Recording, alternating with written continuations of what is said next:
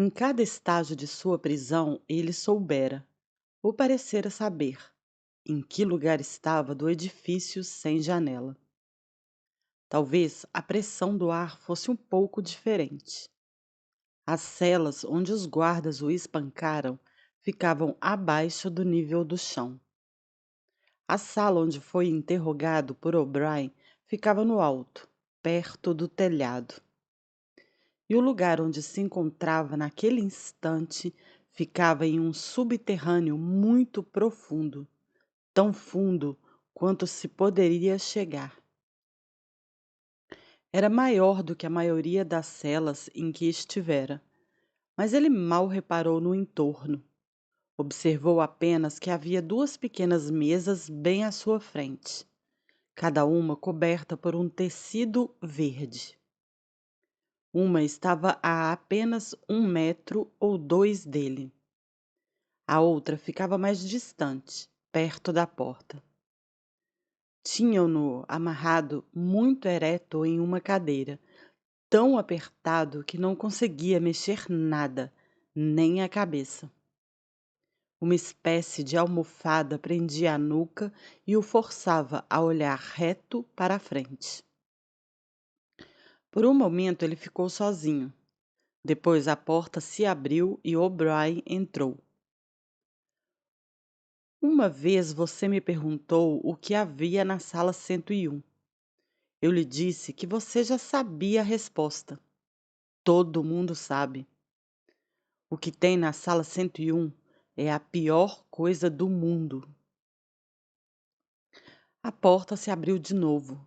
Um guarda entrou carregando uma coisa feita de arame, uma caixa ou um cesto. Pousou-a na mesa mais distante. Por causa da posição de O'Brien, Winston não conseguia ver o que era. A pior coisa do mundo varia para cada um, disse O'Brien. Ser enterrado vivo, morrer queimado ou afogado, ou empalado, ou 50 outras mortes. Em certos casos é algo bem corriqueiro, que nem chega a ser mortal. Ele se moveu um pouco para o lado, de modo que Winston teve uma visão melhor do que estava sobre a mesa. Era uma gaiola oblonga de arame com uma alça no topo, para ser carregada. Na parte da frente havia uma coisa parecida com uma máscara de esgrima, com a parte côncava para fora. Embora estivesse a 3 ou 4 metros, ele conseguia ver que aquela gaiola era dividida, no sentido do comprimento, em 2 compartimentos, e que havia algum tipo de criatura em cada. Eram ratos. No seu caso, continuou O'Brien, a pior coisa do mundo, por acaso, são ratos. Uma espécie de tremor premonitório, um medo que ele não sabia ao certo do que, cruzou sua mente assim que teve o primeiro vislumbre da gaiola. Mas apenas agora o significado do anexo frontal semelhante à máscara se tornou, subitamente, claro. Suas entranhas pareceram virar água. Você não pode fazer isso, gritou com voz esganiçada. Você não faria isso, não faria, é impossível. Você se lembra do momento de pânico que costumava acontecer nos seus sonhos? Havia um muro de escuridão à sua frente e um barulho em seus ouvidos. Havia alguma coisa terrível do outro lado do muro. Você sabia que sabia o que era, mas não se atrevia a arrastar para a luz. Eram ratos. O'Brien, disse Winston, fazendo um esforço para controlar a voz. Você sabe que isso não é necessário. O que quer que eu faça? O'Brien não deu uma resposta direta. Quando falou, foi do modo professoral que às vezes adotava. Olhou ao longe, pensativo, como se estivesse se dirigindo a uma plateia em algum ponto atrás das costas de Winston. Por si mesma, começou. A dor nem sempre é suficiente. Há ocasiões em que um ser humano resiste à dor, mesmo ao ponto de morrer. Mas para todo mundo existe um limite, algo fora de cogitação. Coragem e covardia não estão envolvidas. Se você está caindo de uma grande altura, não é covardia agarrar-se a uma corda. Se você está emergindo de uma grande profundidade, não é covardia encher os pulmões de ar. É somente um instinto. Não pode ser desobedecido. Acontece o mesmo com os ratos. Para você, eles são insuportáveis, uma forma de pressão intolerável. Você vai fazer o que lhe for exigido. Mas o que é, afinal? Como posso fazer uma coisa se não sei qual é? O'Brien pegou a gaiola e a trouxe para a mesa mais próxima. Então a pousou cuidadosamente sobre o tecido verde. Winston conseguia ouvir o sangue correr nos próprios ouvidos. Tinha a sensação de estar sentado em solidão completa. Estava no centro de uma vasta planície vazia, um deserto mergulhado na luz do sol, através da qual todos os sons lhe chegavam de distâncias imensas. Ainda assim, a gaiola dos ratos não estava nem a 2 metros dele. Os bichos eram enormes. Estavam naquela idade em que o focinho fica grosso e feroz, e o pelo castanho em vez de cinza. O rato, disse O'Brien, ainda se dirigindo à plateia invisível. Embora seja um roedor, é carnívoro. Você sabe disso. Já ouviu dizer o que acontece nos bairros pobres dessa cidade. Em certas ruas, uma mulher não ousa deixar seu bebê sozinho em casa nem por 5 minutos. É certo que os ratos vão atacá-lo. Em pouco tempo, eles roem tudo, até os ossos, e também atacam pessoas doentes ou moribundas. Têm uma inteligência surpreendente para saber quando um ser humano está vulnerável. Houve uma explosão de guinchos na gaiola. Pareceu atingir Winston como se viesse de muito longe. Os ratos estavam lutando, tentando alcançar um ao outro através da divisão. Ouviu também um gemido profundo de desespero. Aquilo, igualmente, pareceu vir de fora dele.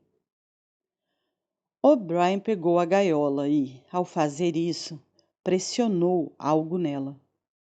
Ouviu-se um estalido agudo.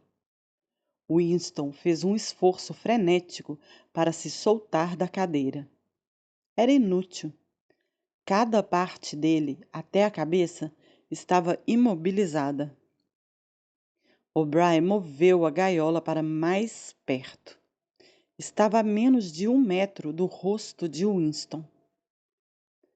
Eu pressionei a primeira alavanca, comunicou.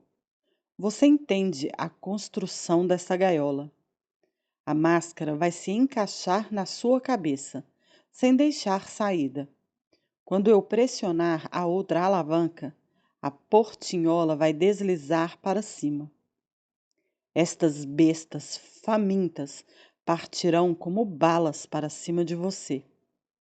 Já viu um rato saltar no ar? Eles vão pular no seu rosto e começar a comê-lo. Algumas vezes atacam primeiro os olhos. Algumas vezes escavam as bochechas e comem a língua. A gaiola estava mais perto, ia se aproximando. Winston ouviu uma sequência de gritos estridentes que parecia ocorrer no ar acima da sua cabeça, mas lutou furiosamente contra o pânico. Pensar, mesmo com um mísero segundo restante. Pensar era a única esperança. De repente, o choque do fedor de mofo dos bichos atingiu suas narinas. Houve em seu interior uma convulsão violenta de náusea e ele quase perdeu a consciência. Tudo ficou escuro. Por um instante, enlouqueceu. Parecia um animal que urrava. Apesar disso, voltou do apagão agarrado a uma ideia. Havia um único jeito de se salvar. Precisava interpor outro ser humano, o corpo de outro ser humano, entre si e os ratos. O círculo da máscara era grande o suficiente para tapar a visão de qualquer outra coisa. A portinhola de arame estava a poucos palmos de distância de seu rosto. Os ratos sabiam o que ia acontecer. Um deles pulava para cima e para baixo. O outro, um ancião dos esgotos e cheio de escamas, ficou de pé, as patas rosadas contra as barras, farejando ferozmente o ar. Winston conseguia ver os bigodes e os dentes amarelos. Mais uma vez, o pânico escuro tomou conta dele. Estava cego, vulnerável e desequilibrado. Era um castigo comum na China imperial, disse O'Brien, didático como sempre. A máscara se aproximava de seu rosto. O arame já roçava sua bochecha. E então... Não foi um alívio, apenas esperança. Um minúsculo fiapo de esperança. Tarde demais, talvez tarde demais. Mas ele havia subitamente entendido que em todo o mundo existia uma única pessoa a quem poderia transferir a punição. Um corpo que poderia enfiar entre si e os ratos. Passou a gritar freneticamente, de novo e de novo. Façam isso com a Júlia. Façam isso com a Júlia. Não comigo, com a Júlia. Não me importa o que vocês façam com ela. Rasguem a cara, arranquem tudo, até os ossos. Não comigo, com a Júlia. Não comigo. Sentiu que caía para trás a profundidades enormes, para longe dos ratos. Ainda amarrado à cadeira, tinha caído através do chão, através das paredes do edifício, através da terra, através dos oceanos, através da atmosfera, no espaço sideral, nos golfos entre as estrelas, para longe, longe, longe dos ratos. Sentia-se anos-luz de distância, mas O'Brien ainda estava de pé a seu lado. Ainda havia o toque frio do arame em sua bochecha. Mas através da escuridão que o envolvia, ele ouviu outro estalo metálico e soube que a porta da gaiola tinha sido fechada, não aberta. O café Castanheira estava quase vazio. Um raio de sol diagonal atravessou a janela e cobriu de amarelo o tampo empoeirado das mesas. Era o horário solitário das 15. Uma musiquinha suave saía das teletelas. Winston estava sentado em seu canto habitual, observando um copo vazio. De vez em quando lançava um olhar para o rosto amplo que o encarava da parede oposta. O grande irmão está vigiando você, dizia a legenda. Sem ser solicitado, um garçom se aproximou e completou seu copo com gin Vitória, sacudindo para dentro dele umas poucas gotas de outra garrafa, com um caninho atravessado na cortiça. Era sacarina aromatizada com cravos, a especialidade da cafeteria. Winston ouvia a teletela. No momento, só havia música, mas era possível que a qualquer momento houvesse um boletim especial do Ministério da Paz. As notícias do fronte africano eram inquietantes ao extremo. Ele passara o dia todo preocupado com aquilo. O exército eurasiano, a Oceania estava em guerra com a Eurásia. A Oceania tinha sempre estado em guerra com a Eurásia. Se movia para o sul a uma velocidade aterradora. O boletim do meio-dia não tinha mencionado nenhuma área específica, mas era provável que a foz do rio Congo já fosse um campo de batalha. Brazzaville e Leopoldville estavam em perigo. Não precisava olhar um mapa para saber o que aquilo significava. Não era meramente uma questão de perder a África Central. Pela primeira vez em toda a guerra, o território da Oceania estava ameaçado. Uma emoção violenta, não exatamente medo, mas uma espécie de excitação inflamou-se nele e sumiu de novo. Parou de pensar na guerra. Ultimamente, não conseguia fixar a mente em um assunto por mais do que uns poucos minutos a cada vez. Pegou o copo e o enxugou de um gole só. Como sempre, o gin o fez estremecer e até sentir uma ânsia leve. Aquilo era horrível. O cravo e a sacarina, já repugnantes por serem tão enjoativos, não conseguiam disfarçar o cheiro oleoso. E o pior de tudo era que o aroma de gin, que o cercava noite e dia, estava em sua mente, misturado de maneira intrínseca ao cheiro daqueles. Ele nunca os nomeava, nem mesmo em pensamento, e, sempre que possível, nunca os visualizava. Tinha uma consciência apenas parcial disso, algo pairando perto de seu rosto, um cheiro que se prendia às narinas. O gin voltou, e através dos lábios arroxeados ele soltou um arroto. Engordara desde que fora solto e havia recuperado a antiga cor.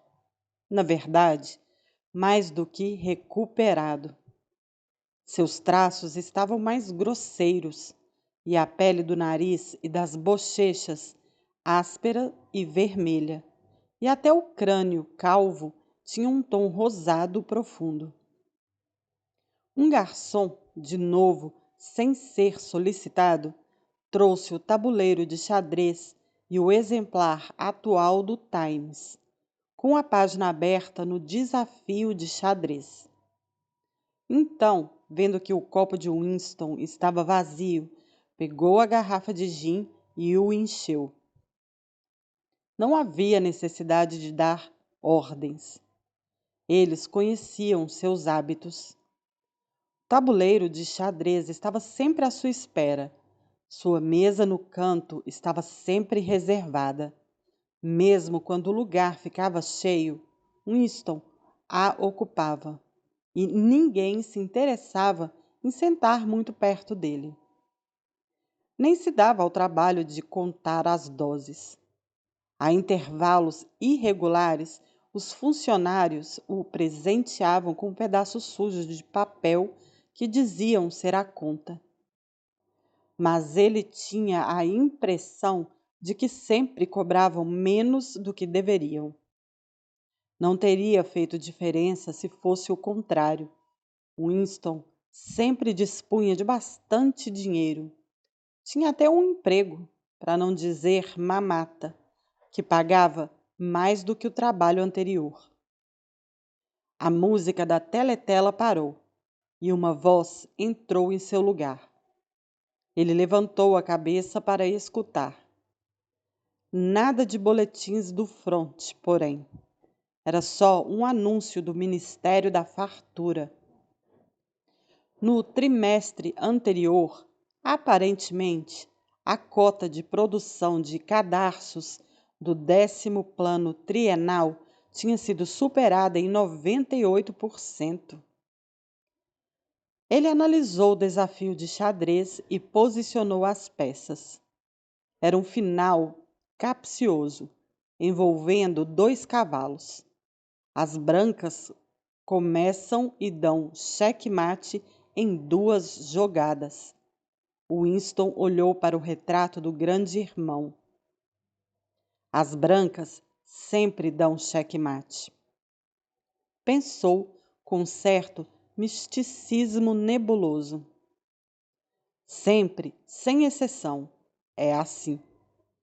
Em nenhum desafio de xadrez, desde o início do mundo, as pretas jamais ganharam.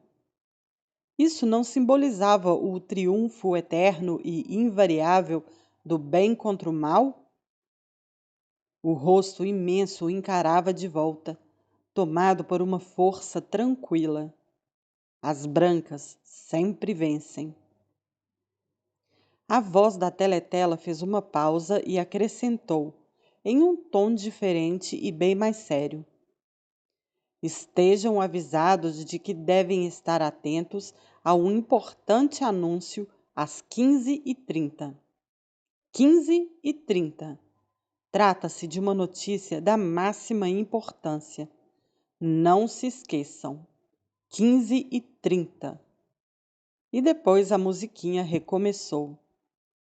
O coração de Winston se agitou. Seria o boletim do fronte. O instinto lhe dizia que más notícias estavam a caminho. Durante todo o dia, com breves momentos de ansiedade, a ideia de uma derrota esmagadora na África ia e voltava em sua mente. Ele parecia quase ver o exército da Eurásia marchar como um enxame por cima da fronteira jamais rompida e tomando a ponta da África como uma fileira de formigas. Por que não fora possível superá-los por fora de algum jeito? O contorno da África Ocidental estava nítido em sua mente. Pegou o cavalo branco e o moveu pelo tabuleiro. Aquele era o lugar apropriado. Mesmo enquanto via a horda preta correr para o sul, ele enxergava outra força, misteriosamente reunida, de repente posicionada atrás das pretas, interrompendo a comunicação por terra e mar. Sentia que, apenas por desejar, trazia à existência aquela outra força, mas era preciso agir rápido. Se eles controlassem a África inteira, se tivessem campos aéreos e bases submarinas no Cabo, isso partiria a Oceania em 2. Isso poderia significar qualquer coisa: derrota, ruína, a reconfiguração do mundo, a destruição do partido. Winston inspirou profundamente. Uma mistura extraordinária de sentimentos, ou melhor, uma sucessão de camadas de sentimento, em que não se podia identificar qual era a mais profunda. Lutava dentro dele. O espasmo tinha passado. Ele colocou o cavalo branco no devido lugar, mas por ora não conseguia se concentrar no desafio de xadrez. Seus pensamentos vagaram de novo. Quase inconscientemente, ele traçou com o dedo na poeira da mesa. 2 mais 2 é igual a 5. Eles não têm como entrar em você, ela dissera. Mas sim, eles tinham como fazer isso. O que lhe acontece aqui é para sempre. O'Brien avisara. Era verdade. Havia coisas, suas próprias atitudes, das quais não se conseguia recuperar.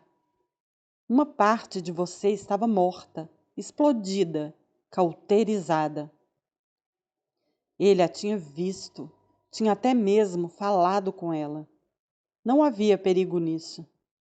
Sabia, como que por instinto, que eles agora mal tinham interesse no que fazia.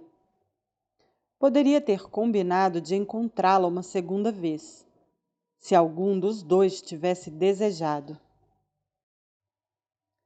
Na verdade, encontraram-se por acidente.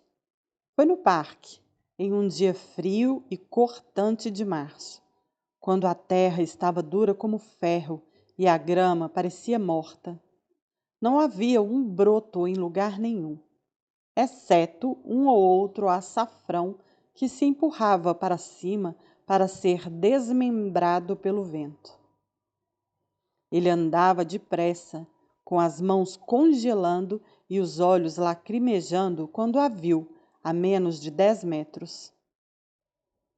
Ocorreu-lhe que ela estava diferente, mas não sabia dizer por quê. Quase passaram um pelo outro sem nenhum sinal. Então Winston se virou e a seguiu, não com muita pressa. Sabia que não havia perigo. Ninguém teria o menor interesse neles. Ela não falou. Desviou pelo gramado como que tentando livrar-se dele. Depois pareceu resignar-se a andar a seu lado.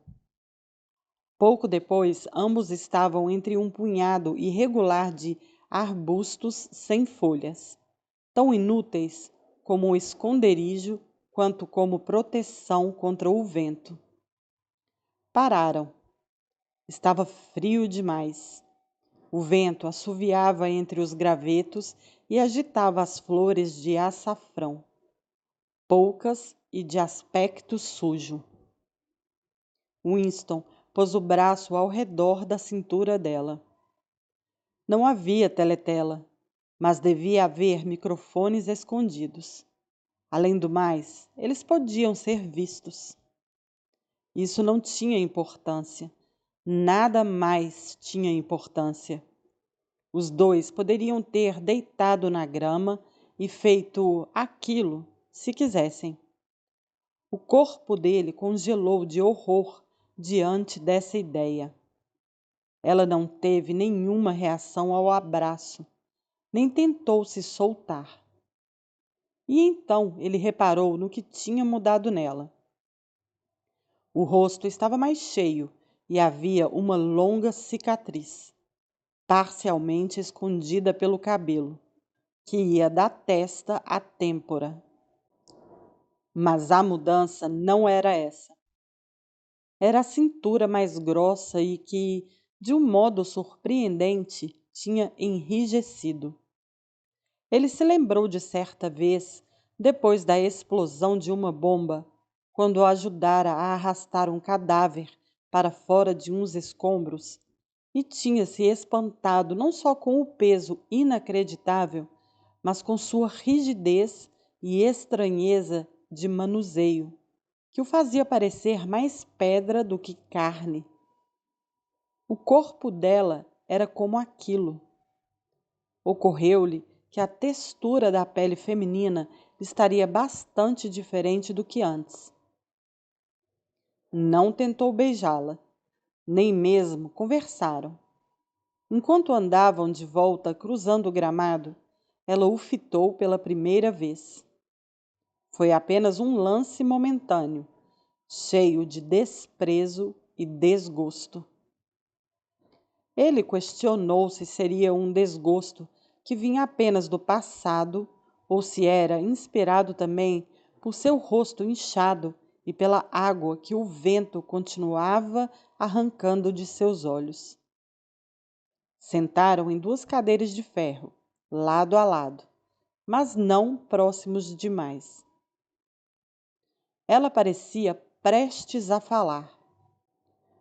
Moveu o sapato grosseiro alguns centímetros e esmagou um graveto. Ele reparou que aqueles pés pareciam ter crescido. Eu traí você, ela disse, sem preâmbulos. Eu traí você, ele falou. Ela lhe lançou outro olhar de desgosto. Algumas vezes eles ameaçam você com uma coisa que você não consegue suportar nem imagina. E daí você diz: não façam isso comigo, façam com outra pessoa, façam com fulano. E talvez você finja, depois, que foi só um truque, que você só declarou aquilo para eles pararem, que não estava falando sério. Mas não é verdade. Na hora em que está acontecendo, você está levando a sério. Acha que não tem outro jeito de se salvar e está mais do que disposto a salvar a si mesmo daquela maneira. Você quer que aquilo aconteça a outra pessoa e não dá a mínima para o que ela vai sofrer. Só pensa em si mesmo. Só pensa em si mesmo. Ele ecoou. E depois disso, você não sente mais a mesma coisa em relação àquela pessoa. Não, ele disse. Você não sente mais a mesma coisa. Os dois pareciam não ter mais nada a dizer. O vento grudava os macacões finos contra seus corpos. Quase de repente, tornou-se embaraçoso ficar sentado ali em silêncio. Além disso, estava frio demais para ficar parado. Ela disse algo sobre apanhar o metrô e se levantou para partir. Precisamos nos encontrar de novo, ele sugeriu. Sim, ela concordou. Precisamos nos encontrar de novo. Ele a seguiu com hesitação por uma pequena distância, meio passo atrás. E não voltaram a falar. Ela não tentou afastá-lo, mas andou à velocidade exata que o impediria de acompanhá-la. Ele decidira que a acompanharia até a estação do metrô, mas de repente o processo de segui-la no frio pareceu sem sentido e insuportável. Foi tomado por um desejo não tanto de se afastar de Júlia, mas de voltar para o café Castanheira, que nunca tinha parecido tão convidativo quanto naquele momento. Teve uma visão nostálgica de sua mesa no canto, com o jornal, o tabuleiro de xadrez e o fluxo constante de gin. Acima de tudo, ali estaria quente. No instante seguinte, não totalmente por acidente, permitiu-se ficar separado dela por um pequeno grupo de pessoas. Fez uma tentativa desanimada de alcançá-la. Depois desacelerou, virou e partiu na direção oposta. Quando tinha avançado 50 metros, olhou para trás. A rua não estava cheia, mas ele já não conseguia distingui-la. Qualquer uma das 12 figuras que se apressavam poderia ter sido ela. Talvez seu corpo, enrijecido e volumoso, já não pudesse ser reconhecido pelas costas. Na hora em que está acontecendo, ela dissera. Você está falando sério. Ele falara muito sério. Não apenas dissera aquilo. como havia desejado que acontecesse. Queria que ela, e não ele, fosse entregue aos. Alguma coisa tinha mudado na música que saía da teletela. Uma nota rachada e cômica, uma nota baixa, soou. E depois, talvez não estivesse ocorrendo. Talvez fosse só uma lembrança assumindo a forma de um som. Uma voz começou a cantar. Sob a castanheira frondosa, eu vendi você e você me vendeu. As lágrimas inundaram seus olhos. Um garçom que passava notou que o copo dele estava vazio e voltou com a garrafa de gin. Winston pegou o copo e o cheirou. Não melhorava. Piorava a cada gole que ele tomava. Mas havia se tornado o elemento onde ele mergulhava. Era sua vida, sua morte e sua ressurreição. Era o gin que o afundava no estupor toda noite e o acordava toda manhã. Quando despertava, raramente antes das 11, com as pálpebras coladas, a boca queimando e costas que pareciam quebradas, seria impossível levantar-se da horizontal se não fosse pela garrafa e pelo copo colocados ao lado da cama na noite anterior. No meio do dia, ficava sentado com a expressão vidrada, a garrafa à mão, escutando a teletela. Das 15 até a hora de fechar, era parte da mobília do Café Castanheira. Ninguém se importava mais com ele, nenhum assovio o acordava, nenhuma teletela o perturbava. Ocasionalmente, talvez 2 vezes por semana, Winston se dirigia a um escritório empoeirado e com ar de abandono no Ministério da Verdade e fazia algum trabalho, ou o que chamava assim.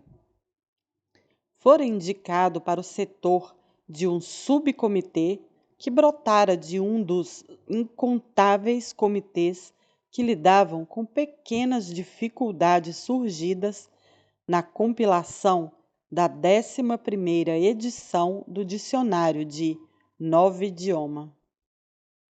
Estavam envolvidos na produção de um arquivo chamado Relatório Provisório, mas ele nunca descobriu ao certo o que estavam reportando. Tinha algo a ver com a questão de as vírgulas serem posicionadas dentro ou fora das aspas. Havia outros 4 membros no comitê. Em certos dias, eles se reuniam e prontamente se dispersavam de novo, admitindo com franqueza que não havia nada a fazer.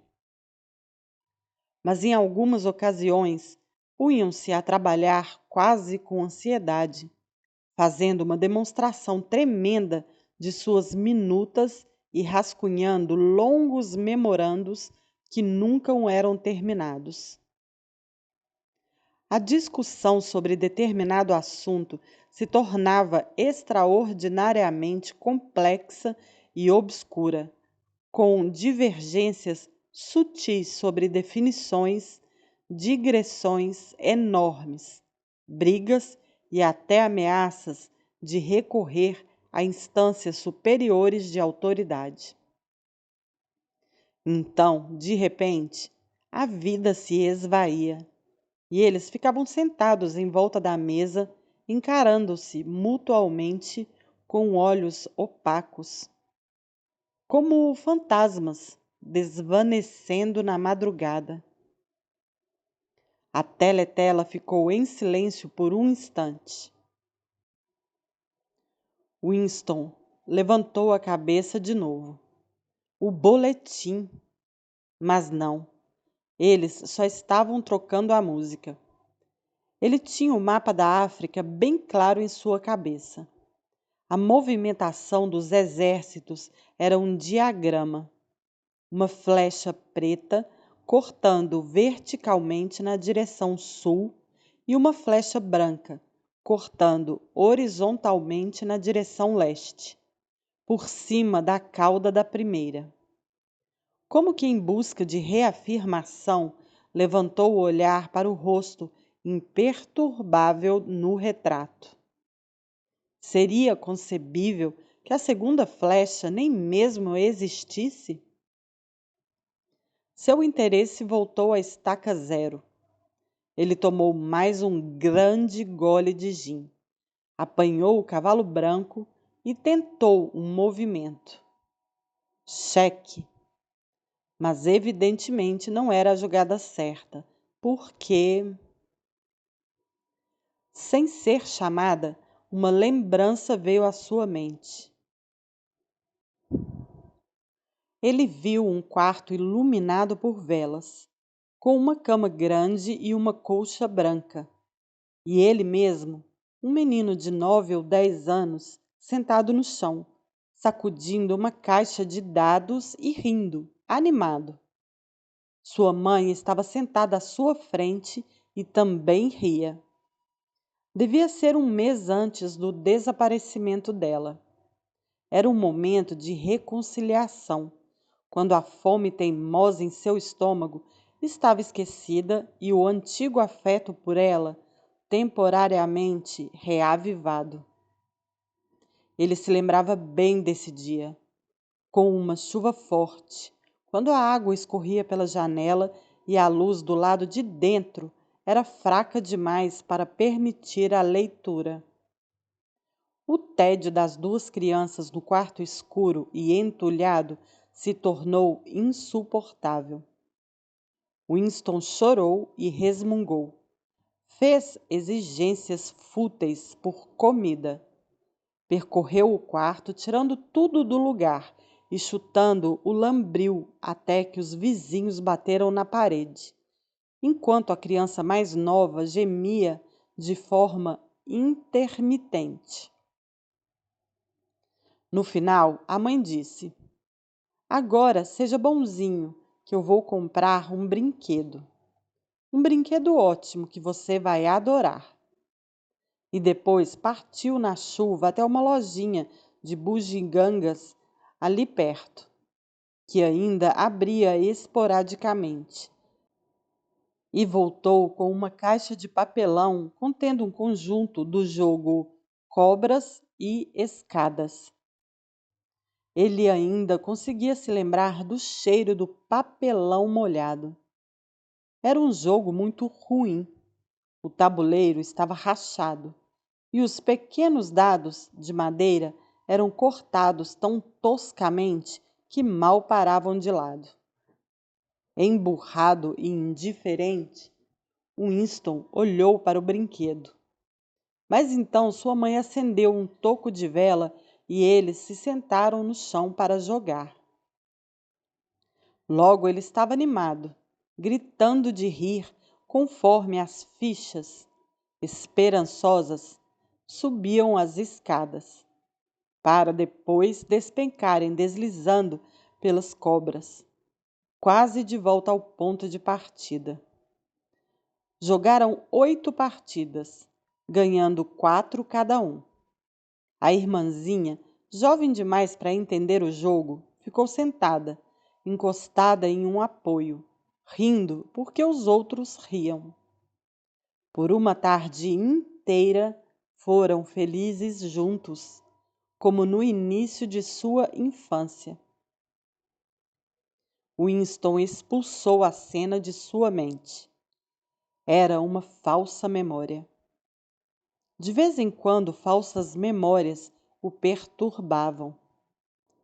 Não tinha importância, desde que a pessoa as reconhecesse como eram. Algumas coisas tinham acontecido, outras não. Ele se concentrou no tabuleiro e apanhou o cavalo branco de novo. Quase no mesmo instante, deixou-o cair na mesa com um estalo. Havia dado um pulo, como se um alfinete o tivesse espetado. Uma trombeta estridente perfurou o ar. Era o boletim. Vitória! Era sempre vitória quando uma trombeta precedia as notícias. Uma vibração cruzou a cafeteria. Até os garçons pararam e ficaram atentos. O toque da trombeta aumentou o volume. Logo, uma voz empolgada estava tagarelando na teletela, mas ao começar já foi quase abafada pelo grito de alegria vindo de fora. As notícias tinham corrido pelas ruas como vento.